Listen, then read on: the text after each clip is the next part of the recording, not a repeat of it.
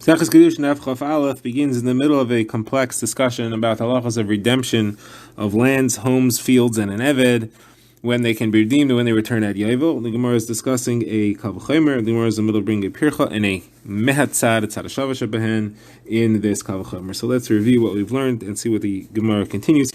We have learned that there are four types of things. There's the makdish ste'achuzah, somebody who commits his field to hektish, his inherited field. There's the moicher ste'achuzah, someone who sells his inherited field. There's someone who sells a home in the wall of the city. You call it a bate ari chema. And then you have an eved ivri. So what we're discussing is the halacha of redemption by halves. Can you redeem, if you have only half the redemption value, can you redeem half of it? So the Gemara has said, we saw a brisa, that you need a pasuk to teach me that you are allowed to do that for a makdish ste'achuz. You're not allowed to do that for any of the other three. You're not allowed to do it for a batei rechema or a moicher ste'achuzah. Eved ivri, we didn't have a clear psak there. But you need a pasuk to tell me that you are allowed to do it for a makdish ste'achuzah. The Gemara wants to say the reason you need that pasuk is because I would have had a kavachomer from batei rechema or from moicher ste'achuzah, that if there you're not allowed to do it, here you're not allowed to do it either. And the Gemara is now challenging that kavachomer. And the Gemara wants to say that if you want to learn it from a moicher ste'achuzah, you can't, because there's a special weakness that a moicher ste'achuzah has, that there's a 2-year delay in its ability to redeem. So maybe that's why you can't redeem by halves. So Gemara says batei rechema will prove that that's not true, because it does not have that 2-year delay, but it also has the halacha that you cannot redeem it by halves. Someone says batei rechema is different because it has its own restriction, and in that there's a 1-year limit. You can't redeem it after a year. That's why it has the halacha that it can't be redeemed by halves. But a makdish ste'achuzah you should be able to. Somewhere it says, but again, moicher ste'achuzah proves it does not have that 1-year limit and still doesn't have that halacha. So each of them have their own weakness. Ste'achuzah, that it has a 2-year delay. Batei rechema, that it has a 1-year limit. And therefore, you can't learn from either of them to a makdish ste'achuzah. So the kavachomer is invalid. So why do I need the pasuk? Somebody says, because I would do a mehatzad. I would say that tzadashava of ste'achuzah, of a moicher ste'achuzah, and a batei rechema is that they are both redeemable, and yet you can't redeem it by halves. So makdish ste'achuzah is also redeemable, should not be redeemed by halves. So the Gemara challenges that. The Gemara says there's a tzadashava. In those two, there's a common denominator that does not apply to a makdish ste'achuzah. They both have a restriction in the second year. They both can't be redeemed in their second year from the sale. The moicher ste'achuzah can be redeemed yet, because you have to wait till 2 full years.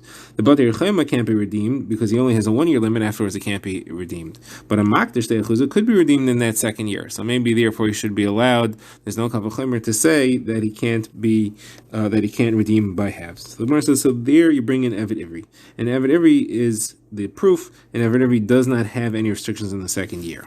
This is referring to an eved ivri sold to an akam who cannot be sold by halves. The Gemara now starts a new shaila. This is asked by Rav Huna bar Chilina to Sheishes. What happens if somebody sells a batei rechema? Can his relatives force the buyer to sell it back to them? Is there a mandatory redemption by the relatives or not? Now, you do find that by a moicher ste'achuzah. It doesn't say it, however, by a batei rechema. The question is, can you learn it from a moicher ste'achuzah? What's the question? So we said there's a gzeir shava between moicher ste'achuzah and a batei rechema from the words geulasai. From there we learned, at least according to one opinion in the last daf, that you can't sell by halves. So do you say that gzeir shav is limited to that halacha, or since that gzeir shav exists, you could also learn this halacha? Moicher ste'achuzah, the krayim, the relatives, can force a redemption. Can a batei rechema also force a redemption by the relatives through the same gzeir shava? And then he answered, no, they can't force that redemption. So the Gemara asks the kasha on that. There's a pasuk, we have a brisa that learns from the pasuk that says, B'chol geula titnu. It says, B'chol eretz ha'chuzaschem geula titnu la'aretz. What is this pasuk for? What is this eretz ha'chuzaschem, this geula, what is this referring to?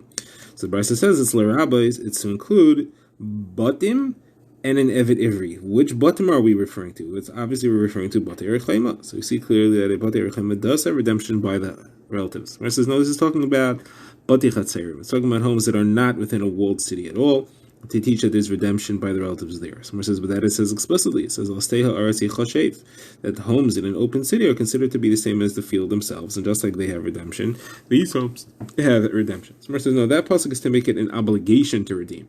Our pasuk is to say that there is a possibility of redemption. Now, whether it's an obligation or not is machlekes. This is the opinion of Rabbi Eliezer, holds that it's an obligation.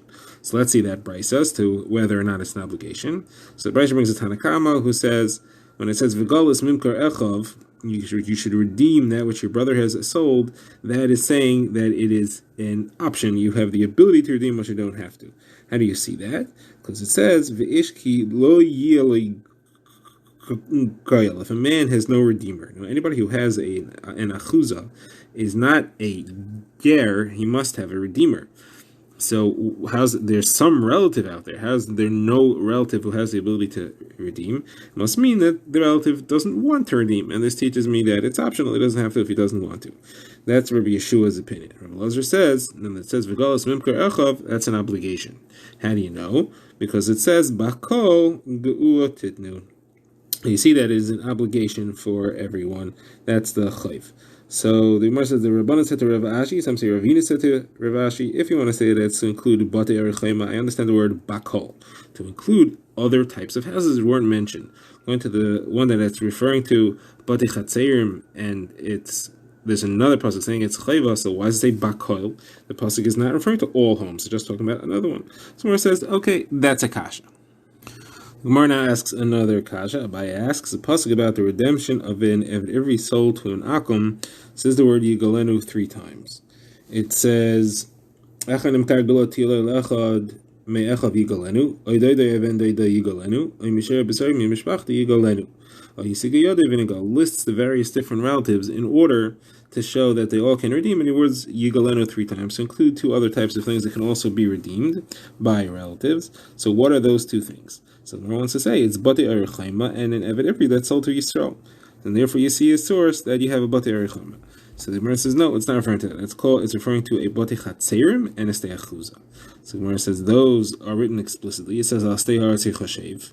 So the Gemara says, like Rav Nachman Yitzchak said, this is not to teach me that they could be redeemed, but that they are in order of closeness. The closer relative has the first option to redeem, which is what it says in the pasuk of Yigalenu 3 times, which we didn't see a source from that in those 3 sugyas. Now, that step was a chiddush of Nachman bar Yitzchak. The Gemara now quotes that exchange in which Rav Nachman bar Yitzchak said this. So it says that refers to there was a question that was asked in the Beis Medrash, an Eved Ivri that's sold to Yisrael, can he be redeemed by relatives or not? The parsha of redeeming an Eved Ivri by the relative says by an Eved Ivri that's sold to an Akum. So the question is, does it apply to Yisrael or not? So we've seen earlier, there's a machlekes on Daf Tezvav about redemption of a Eved Ivri that's sold to Yisrael. Rebbe had said, you learn clearly, it says, Misha in a nigal be'ele is nigal b'sheish, that somebody who's not redeemed by relatives is redeemed within 6 years. That is not an Eved Ivri sold to Yisrael, and therefore an Eved Ivri sold to Yisrael is not redeemable by relatives. There's no shaila. The question is going to the Rabbanon, who hold that there is a gzeir shava socher to connect an Eved Ivri sold to Yisrael to an Eved Ivri sold to an Akum. You learn those 2 halachas to each other. So do you apply that gzeir shava here to learn that just like an Eved Ivri sold to an Akum can be redeemed by relatives, the same applies to an Eved Ivri sold to Yisrael? Or do you say no? In the parsha of an Eved Ivri sold to an Akum, it says Yigalenu, which implies an exclusion only here in this circumstance that he sold to an Akum is a redemption by Krivim, but if he sold to Yisrael, there is not.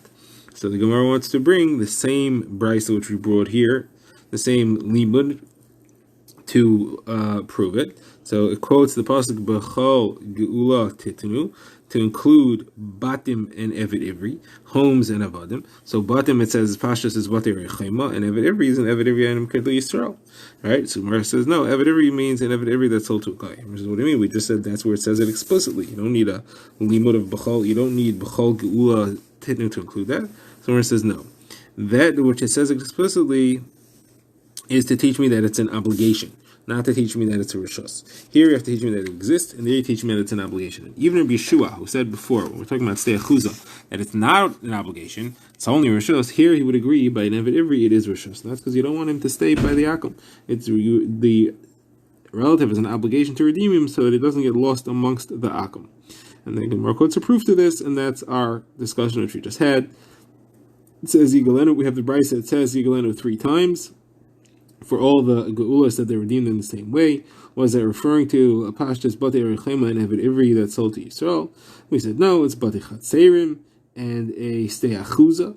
So the Gemara says, Batei Chatzerim, steachuza says explicitly, Asar de Arti Chashev, the Rav Nachman Yitzchak, that's to teach me the order of preference of relatives, and therefore that is not what it's referring to necessarily. And this brisa could learn that it is referring to Batei Arichema, and that it's referring to Batei Chatzerim and steachuza, and that's why you need to have another limud for it. This concludes this entire discussion. We now refer back to the Mishnah. Mishnah talked about the kinyanim of an Eved Ivri. Now it talks about the kinyanim of an Eved Ivri staying past his 6 years, staying till Yovel, what we call a nirtza, because he has the hole made in his ear with a martzeya, with a nail. So Gemara quotes a Mishnah where it said that a nirtza is acquired through the ritzia, through the hole. So you see that the Gemara says from the pasuk of V'ratza Adonamis Oznei B'martzeya, and he reacquires himself with the arrival of Yovel or the death of the master. So Yovel is a lengthy sugya which we saw earlier on Daf Tezvav. The Gemara is not going to repeat that. The Gemara says, how do you know that he's reacquired with the death of the master? So it says, because it says, Avadoi, he should serve him, not his son and not his daughter, only to serve him. Now the Gemara goes into what do you use to make the hole. So Gemara quotes a brisa that says, it says martzeya. So you may think that's only a martzeya. How do you know to include a piece of sharp wood or a pen or something you use to engrave or a thorn or any pointy object, a needle? So the Gemara says, because it says v'lakachta, and you should take, that means anything which you can take in your hand. That's Rabbi Yehuda. Rabbi says a martzeya is made out of metal, and therefore it includes any metal implement. Another explanation of the word martzeya is to include the big martzeya. The Gemara will explain what that is. Now, which part of the ear is the hole made in? So this is machlekes as well. The Gemara quotes Rabbi Elazar. The Gemara says that Rabbi Elazar quotes Yudon Beribi, the great Talmid Chacham Yudon, and he said that it is in the fleshy part, the lobe, what we call the ear lobe, and the Chachamim said it is in the cartilage of the ear, the other part of the ear. The source of that is because we have Mishnah that says that it makes a kain a balmum, and therefore a kain who's an Eved Ivri cannot have ritzia, because we don't want to make him to a balmum. But the halacha is that a hole in the earlobe does not make one a balmum, it's only a hole in the cartilage, therefore the hole must be in the cartilage. Now, it's seen before, machlekes, as to what you're allowed to use to make the nail. Is it any sharp material, or like Rebbe says, only if it's metal? So what is this machlekes based on? So the Gemara says you have a klal, prat klal, you have a general, specific general in this pasuk, and we've seen many places in Shas, there's two ways to learn that. You could call it a klal, prat klal, you could call it a riboy miyad riboy. If it's klal, prat klal, that means that the halacha is you're only going to add one little thing onto the prat. When we say specific, you add one thing to that. It's because the prat is an explanation of the klal. This is what we meant in the klal, we meant this prat. And then the second klal adds something onto it. If you say, however, miyad riboy, if you say riboy, miyad riboy, it's not an explanation. It is telling you what the riboy is, and then you're only going to take one thing off it with the miyad. So anyway, the bottom line is that klal prat klal means you add one thing to the specific, and a riboy miyad riboy means you take one thing off the klal, and therefore you have much more broader category of things.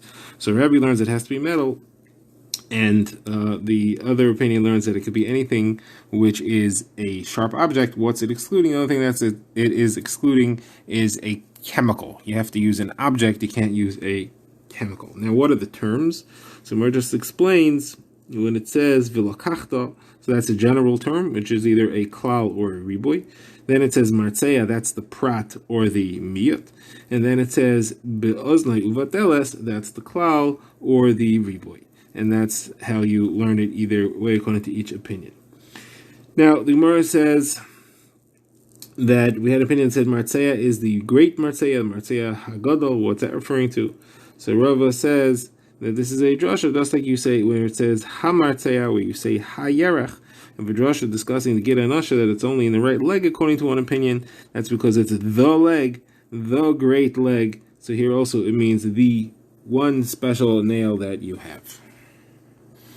Okay, the Gemara refers to the section of the Brisa we had in Machlekes where you make the hole, and we had said that you can't make it in the cartilage of the ear, according to the Chachamim, because it makes him a mum. So Mar says, so make him a mum. What's the problem if you make a kind about a mum? He won't be able to do that avodah anymore, but still you have a mitzvah for tziyah. So Mar says, no, we have a drasha that he has to be able to go back to where he was before when he goes free. Because it says, V'shav el mishpachtoi, has to go back to the full status of his family. He has to be able to do the avodah before as he was able to, he has to be able to do the avodah as he was able to do before. Now the Gemara has a shaila which relates back to this. Gemara asks, is an Eved Ivri allowed to marry a Shivcha Kananis? It's a unique halacha that an Eved Ivri is allowed to marry, that any Eved Ivri is allowed to marry a Shivcha Kananis. Generally, a Jew is not allowed to marry a Kananis. Eved Ivri is a Chiddush that he's allowed. So the question is, what if he's a Kohen? A Kohen has more restrictive halachas of marriage. He's not allowed to marry a Gusha, not allowed to marry Chalutza. So do you say that he's therefore not allowed to marry a Shivcha Kananis, or do you say the entire concept of a Jew wearing a Shivcha Kananis, if he's an Eved Ivri, is a Chiddush, and therefore could apply to a Kohen as well? So that was the Gemara's question. So the Gemara said that Rav said it's mutter, Shmuel said it's aser. And Rav Nachman said to Rav Anan, when you were in the home of Shmuel, you were learning by Shmuel, you were not paying attention. You were like playing with toys. Why don't you bring me a simple source for this halacha? The Chachamim say that you can't make a hole in his ear because he's going to be a balmum. Why do the Chachamim have to give that reason he's going to be a balmum? Give me a different reason. When somebody becomes a nirtza, when an Eved Ivri stays longer, he says, Ahafti es adoini es ishti ves banai. I like my master, and I like my wife, the Shivcha Kananis, and the children that she bore me. If a Kohen can't have a wife as a Shivcha Kananis, that possibly doesn't apply to him. That's the reason he can never be a nirtza, not because of this balmum. So therefore, that's a clear proof that he can have a wife, a Shivcha Kananis, and a Shivcha. And then there's no rejection to this taina. Okay, the Gemara now has a similar shayla about a heter to Kahanim, and that's Eishes Yifas Toyar. That's a woman who's captured in a war, even though it's a machlokas, so they're not, she has to be Megayer, but the heter is only because of the war situation. It's a chiddush, otherwise it wouldn't be allowed. So the most questions does that apply to Kahanim? Again, the same issue. Do you say it's a chiddush and therefore it applies to everybody? Do you say Kahanim have special restrictions in their marriages, so therefore they're restricted from this as well? So the Gemara says it's also Machlekes Rav and Shmuel. Rav says it's mutter to Kahanim, Shmuel says it's aser. And there's two discussions as to which part of the Yifas Tayar procedure is mutter or aser. Now the Yifas Tayar's first bia we had seen is permitted because the Torah wants to counteract the Yetzer Hara. And then you have beyond that is not counteracting the Yetzer Hara anymore, but now he's staying with her, he's marrying her. So according to the first version, there's no question that the first bia is permitted because you do have to counteract the Yetzer Hara. The question is about keeping her as a wife afterwards. On that, Rav says that it is mutter because once she's permitted, and Shmuel says that she's aser because now at this point she's a giyaris, she's a convert, and a giyaris is always aser to Kohanim. And then the second approach is that the homachlekes is about the bia rishayna. After the bia rishayna, it's for sure aser because she's a giyaris and Kohanim are aser on giyaris. The question is the bia rishayna, which is keneged Yetzer Hara. So Rav says that's mutter because it's keneged Yetzer Hara. Shmuel says no because the whole heter is contingent on the later pasuk of v'havesa el teich beisecha, that you can bring her into her house and she'll stay as a wife. If you don't have a v'havesa es beisecha, then you don't have the first pasuk of a verisa bashivya, and therefore the entire heter does not apply. The Gemara concludes this discussion with a brisa detailing the halachos of Yifas Tayar and how they're learned out of the pasuk. So it says verisa bashivya. You see amongst the captives, it has to be that she was seen when she was captive, not that he saw earlier or that he purchased her for a different reason. And then later, after she was already a shifcha, he decided to do the Yifas Tayar procedure. Next it says Eishes, that's even if she's married, she's an Eishes Ish, Yifas Tayar, it has to be that it's Keneged Yetzer Hara. The whole purpose of this was to counteract the Yetzer Hara, to matir something as much as possible. It shouldn't be something disgusting, which is usher, even though it's disgusting, it should at least be mutter. When the Gemara calls it Temusais Shchutais as opposed to Temusais Neveles, it's a sick animal that's slaughtered as opposed to a sick animal that died as a carcass.